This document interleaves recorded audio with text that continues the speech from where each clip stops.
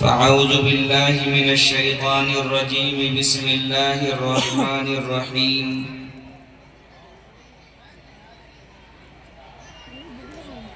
قال النبي صلى الله عليه وسلم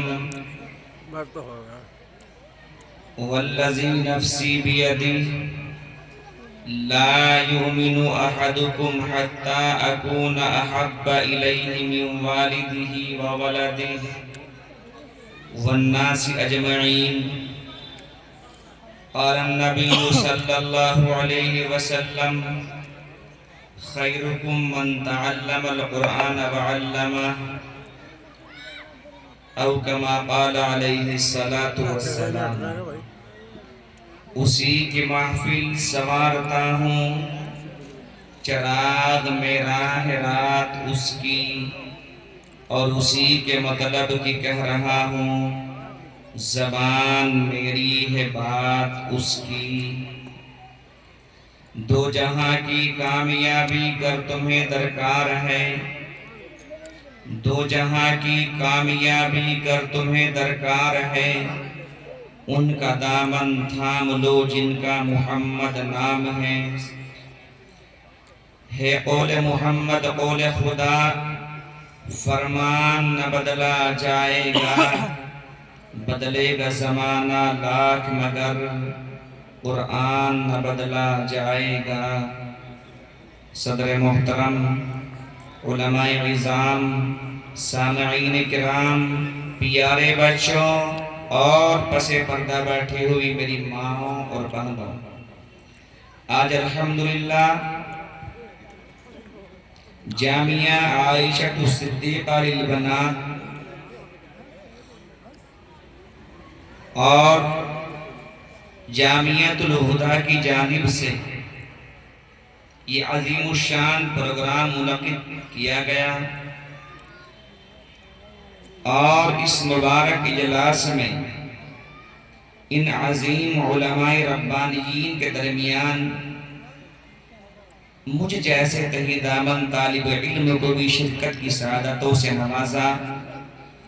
اس کے لیے میں آپ حضرات کا شکر گزار بھی ہوں اور ممنون بھی ہوں کہ جو سعادت آپ حضرات اس مبارک اجلاس میں بیٹھ کے لوٹ رہے ہیں، ان سعادتوں میں اس ادارے کے روح رواں ولی کامل عارف باللہ حضرت قاری محمد فرقان صاحب اور ان کے صاحب زادگان، اللہ تعالیٰ ان کے علم و عمل میں برکت عطا فرمائے، مجھے بھی شریک فرمایا۔ اللہ آپ تمام حضرات کو، ذمہ داران حضرات کو جزائے خیر عطا فرمائے۔ میرے پیاروں، تقریریں، نصیحتیں، یہ سب کچھ ہو گئے، مجھے بھی چند لمحات کے لیے حکم ملا ہے۔ تمام باتوں کا خیال رکھتے ہوئے میں نے نبی علیہ السلام کی دو حدیثیں پڑھی ہیں، دونوں حدیثوں کو بیچ میں رکھتے ہوئے صرف ایک واقعہ بیان کروں گا، اور اس کے بعد انشاءاللہ رخصتی ہو جائے گی۔ آج الحمدللہ آپ کی اس ادارے سے تقریباً 45 لڑکیاں عالمہ اور ہائی اسکول کر کے اپنے گھر کو لوٹ رہی ہیں۔ اس سے بڑی خوشی کا مقام اور کوئی نہیں ہو سکتا،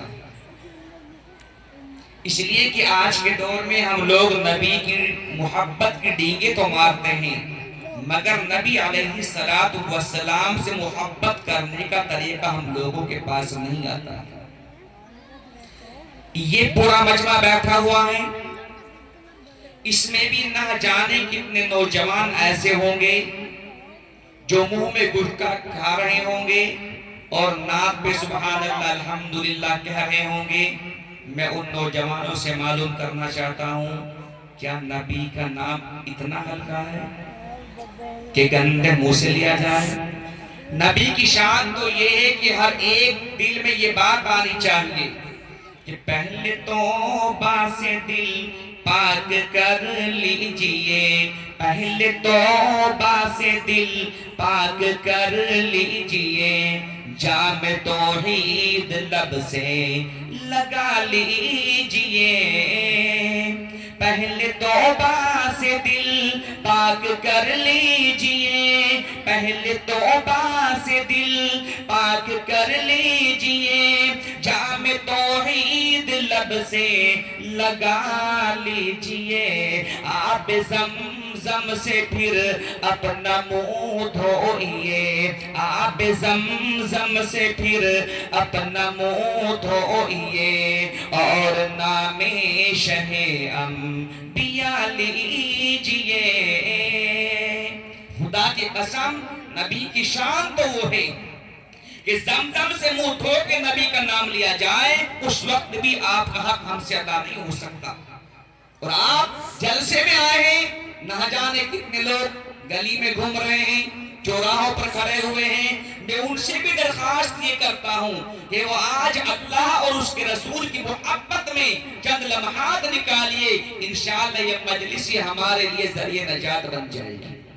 بہرحال واقعہ بتاتا چلوں کہ آج ہمارے دلوں میں نبی کی قدر اور محبت نہیں۔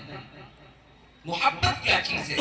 ایک ہوا اللہ کے رسول کے پاس آئے، فرمایا اللہ کے رسول جی آج میں اپنے آپ کو آپ کے حوالے کر رہی ہوں۔ اللہ کے رسول خاموش، فرمایا آقا شاید آپ نے میری آواز کو سنا نہیں، آج میں اپنے آپ کو آپ کے حوالے کر رہی ہوں، آپ مجھے بیٹی بنائیں راضی، بہن بنائیں راضی ہوں، نوکرانی بنائیں راضی ہوں، جو بھی آپ میرے حق میں فیصلہ فرمائیں میں اس پر بالکل لبیک کہہ رہا ہوں۔ محبت اس کو کہتے ہیں۔ ہمارے سامنے نبی کی بات ہو رہی ہے، گھومنے والے گھوم رہے ہیں، باتیں کرنے والے باتیں کر رہے ہیں، جن کے دلوں میں اتنی بھی قدر نہ ہو تو یہ سمجھے کہ ابھی ہمارا ایمان مکمل نہیں۔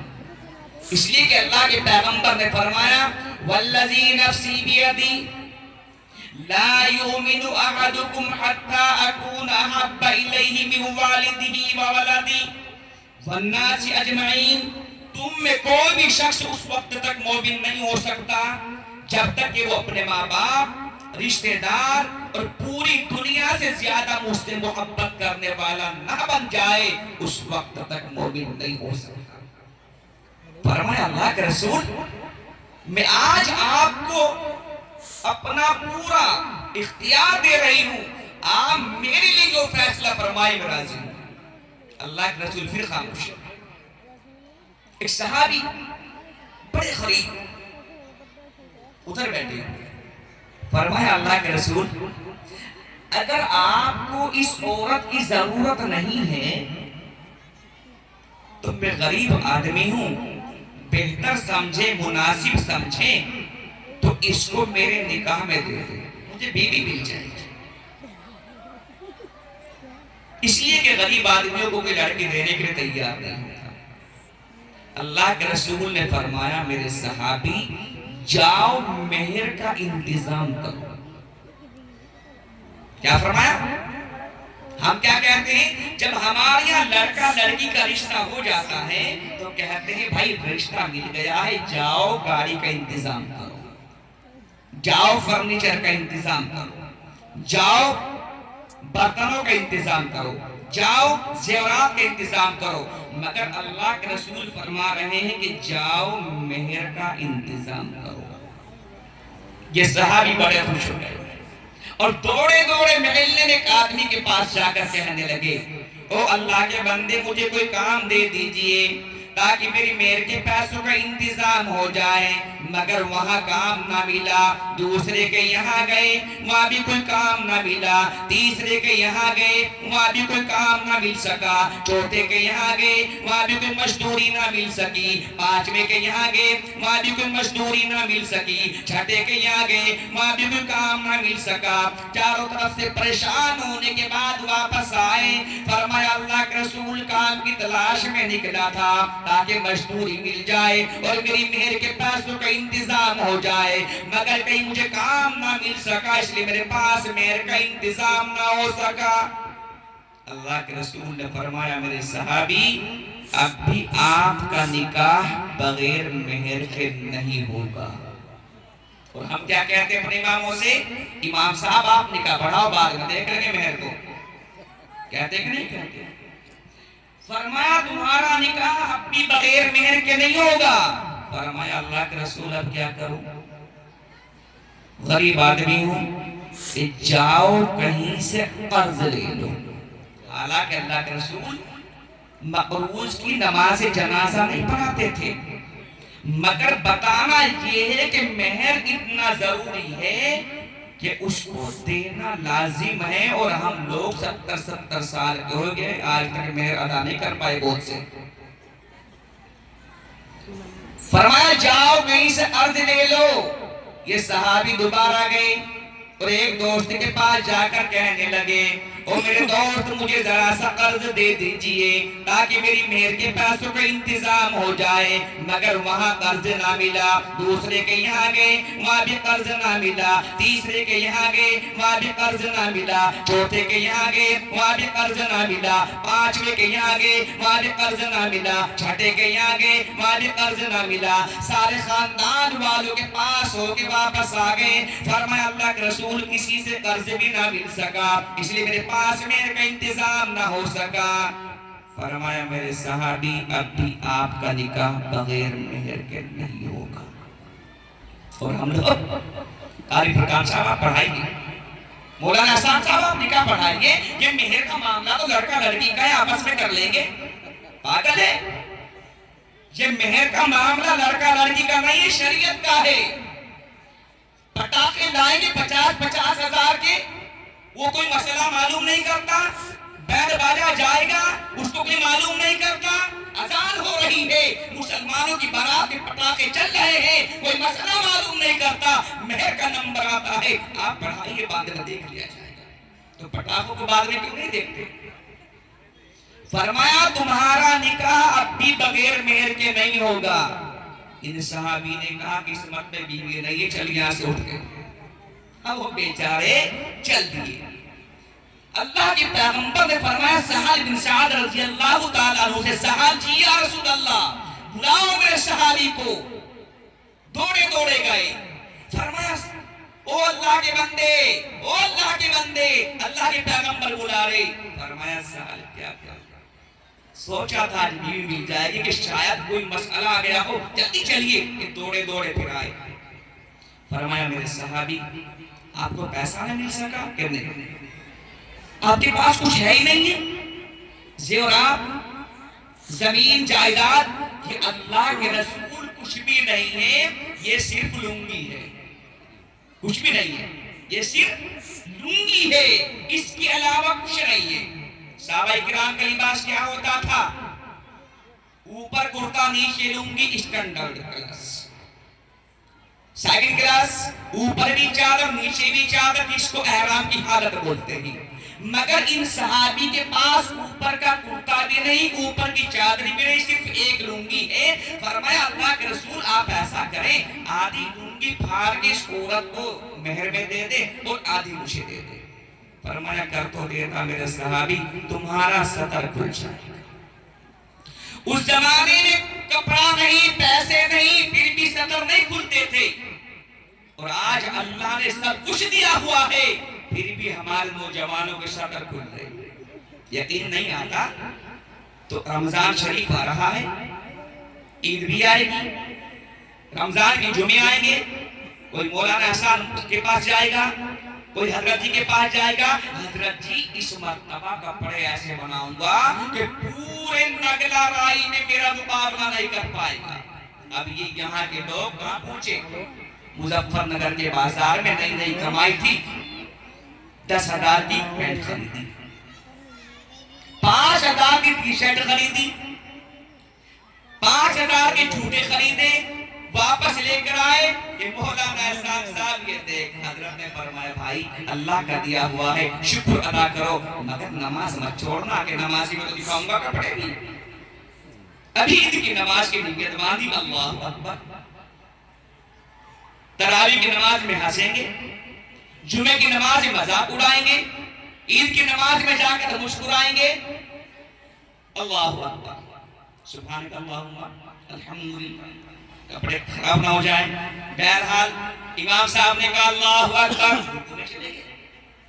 سمیع اللہ لمن حمیدہ، کھڑے ہو گئے، اللہ اکبر، سجدے میں چلے گئے۔ جیسے ہی سجدے میں گئے، پینٹ نیچے ہو گئی، ٹی شرٹ اوپر ہو گئی، 22 نمبر گیٹ کھل گیا۔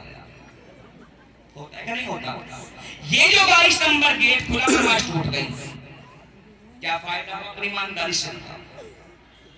کیا فائدہ ہو ان کی شدار کا؟ اور یہ کیا ہو رہا ہے؟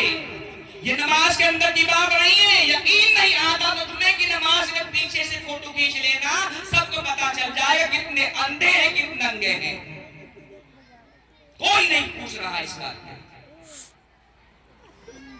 اور یہ معاف کریے، میں پینٹ کا ٹی شرٹ کا مخالف نہیں ہوں، لیکن جو نوجوان نمازوں میں ناف سے لے کر گھٹنوں تک کوئی بھی جگہ کھل جائے، آگے سے پیچھے سے دائیں سے بائیں سے، تو فوراً نماز ٹوٹ جائے گی، اس لیے کہ صدر کا چھپانا فرض ہے۔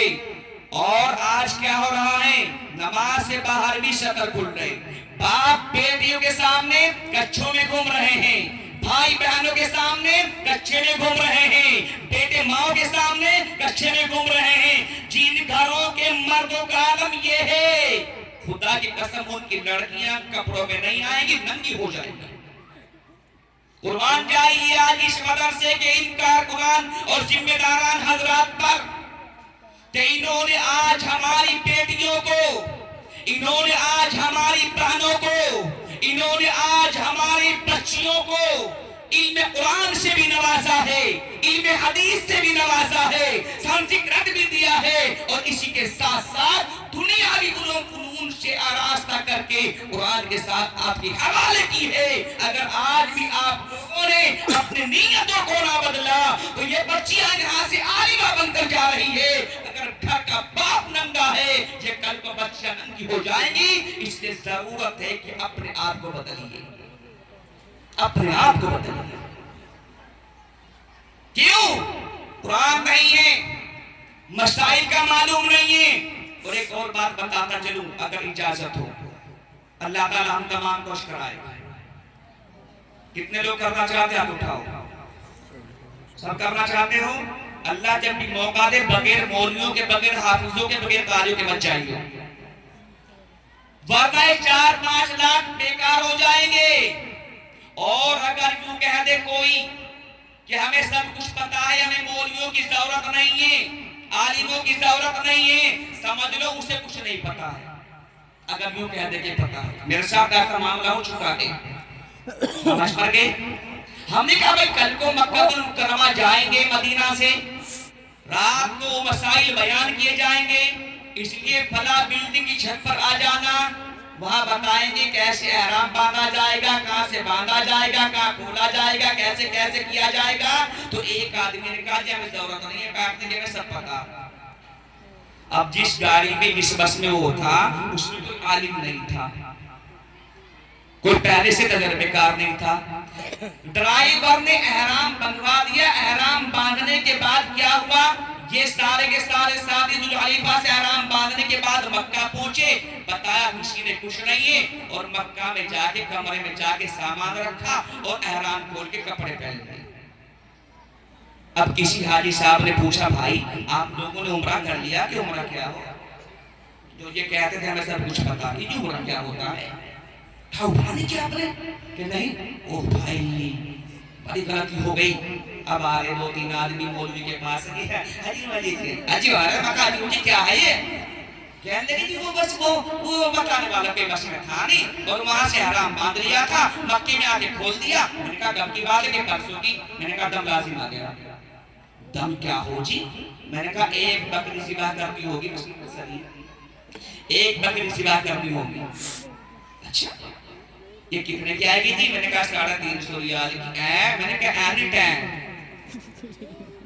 اگر اس وقت مولوی کی بات مان لیتا تو یہ مسالہ چکنا پڑتا، معلوم یہ ہوا ہے کہ اگر کوئی احرام باندھے اور احرام کے نیچے کی چادر نیچے ہو جائے، اتفاق سے ناف سے نیچے ہو جائے اور اوپر کی بھی اوپر ہو جائے، تو اس کا اس حالت میں طواف نہیں۔ تو میرے بھائیوں، اپنی ایمانداری سے بتاؤ، ضرورت ہے کہ نہیں؟ عالموں کی، حافظوں کی ہے؟ خدا کی قسم، جب تک آپ کے پاس قرآن نہیں آئے گا، ایمان بچانا مشکل ہو جائے گا۔ بس ایک واقعہ 1 منٹ کا بیان کر کے بات پوری کر رہا ہوں۔ اگر یہ نہیں ہوگا تو ایمان بچانا مشکل ہو جائے گا۔ ایمان کیا بچاتا ہے؟ بینڈ باجا نہیں بچاتا، ایمان پٹاخے نہیں بچاتے، ایمان بندوق کی گولیاں نہیں بچاتی، ایمان قرآن بچاتا ہے۔ اور ایک واقعہ 1 منٹ کا بات پوری کر رہا ہوں، اپنی ایمانداری سے بتاؤ، فلسطین کے لوگوں پر ظلم ہوا ہے۔ ہمارے پردھان منتری جی نے بھی کہا ہے کہ ان کے اوپر ظلم ہو رہا ہے، اللہ تعالیٰ جزائے خیر دے ہمارے پردھان منتری جی مودی جی صاحب کو، کہ انہوں نے بھی یہی بات کہی تھی۔ اللہ تعالیٰ کو ہدایت عطا فرمائے، آمین تو کہہ دو یار۔ ہم دعا نہیں دیتے، ہم دعا نہیں دیتے، دعائیں دیتے ہیں۔ اپنی ایمانداری سے بتاؤ کہ کتنے سال، کتنے مہینے؟ تقریباً 1.5 سال بوچھاروں میں بم کے رہے ہیں لوگ۔ کس حال میں؟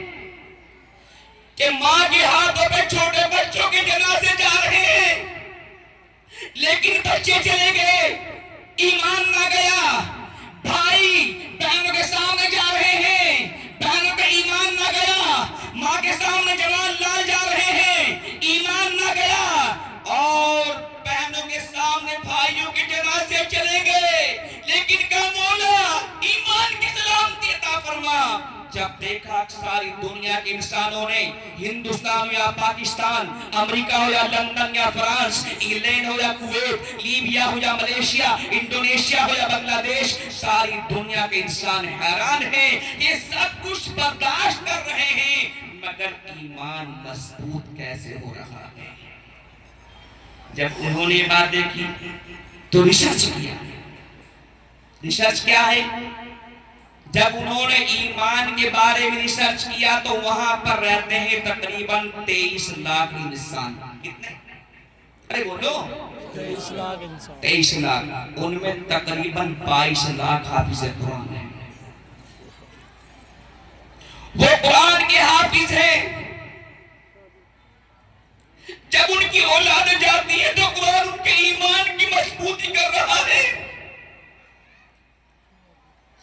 جب ان کے اوپر بمباری ہوتی ہے تو قرآن ان کے ایمان کی حفاظت کر رہا ہے۔ آج ہمارے نوجوانوں کے ہاتھوں سے قرآن نکل گیا، آج ہماری بیٹیوں کے ہاتھوں سے قرآن چلا گیا، آج ہمارے بزرگوں کی زندگی سے قرآن نکل گیا۔ یہی وجہ ہے کہ وہ انسان رات کو نامعلوم کب ان کا انتقال، کب ان کی باری آ جائے معلوم ہے، لیکن وہ کیا کر رہے ہیں؟ رات کو قرآن کھولتے ہیں، مولا ملاقات ہوگی قبر میں، یہ صورت لے کے آؤں گا، تبارک الذی بیدہ الملک وہو علی کل شیء قدیر۔ مولا اگر زندگی ہوئی تو صبح کو ملاقات دنیا میں ہوگی، اور مردہ ہو گیا تو سورۃ تبارک الذی لے کر قبرستان میں حاضر ہوں گا، یہ میری حفاظت کرنے پر وہاں پر تیار ہو جائے گا۔ ان کے سینوں میں قرآن تھا، اور آج ہمارے بھائیا اور ہمارے نوجوان رات کو ننگی فلمیں دیکھ کر بستروں پہ جا رہے ہیں، تو ایمان کی سلامتی کہاں سے آئے؟ اور آئیے صبح کو دیکھا کہ اللہ نے جان بچائی ہے، کوئی نقصان نہیں ہوا ہے، ہمارے نوجوان مسجد میں جانے کے لیے تیار نہیں ہے، ہمارے نوجوان اللہ کہنے کے لیے تیار نہیں ہے، ہمارے نوجوان رسول اللہ کہنے کے لیے تیار نہیں ہے۔ جس وقت وہ صبح کو اٹھتے کہتے ہیں الحمدللہ الذی احیانا بعدما اماتنا والیہ النشور، اللہ لا الہ الا هو الحی القیوم۔ مولا تو نے جان دی ہے، ایمان کی سلامتی عطا فرما، تو نے زندگی میں